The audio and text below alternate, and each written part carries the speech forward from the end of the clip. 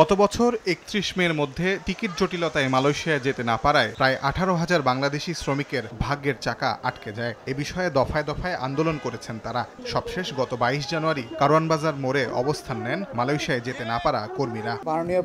এ বিষয়ে সমাধানের উদ্যোগ নেয় অন্তর্বর্তী সরকার।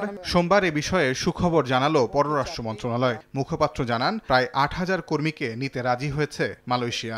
মালয়েশিয়ার পক্ষ তাদের প্রাসঙ্গিক স্টেক হোল্ডারদের সাথে তথ্য যাচাই করে প্রাথমিকভাবে 7,964 জন শ্রমিকের একটি তালিকা সম্পর্কে অবহিত করেছে, যাদের তারা প্রথম পর্যায়ে মালয়েশিয়ায় প্রবেশের জন্য যোগ্য হিসেবে চিহ্নিত করেছে। এদিকে ভারতের বেঙ্গালুরুতে বাংলাদেশি নারী ধর্ষণের ঘটনায় দূতাবাস খোঁজ নিচ্ছে বলে জানান পররাষ্ট্র মন্ত্রণালয়ের মুখপাত্র। বলেছেন, আমাদের সংশ্লিষ্ট মিশনকে জানতে চাইতে বলা হয়েছে যে ঘটনা কি, তাদের কাছ থেকে বিস্তারিত রিপোর্ট পেলে আমরা এটা জানাতে পারবো। এছাড়া পলাতক সাবেক প্রধানমন্ত্রী শেখ হাসিনাকে ফিরিয়ে আনতে রেড অ্যালার্ট জারির বিষয়ে জানা নেই পররাষ্ট্র মন্ত্রণালয়ের। মিশনকে এই বিষয়ে নির্দেশনা দেওয়া হয়েছে।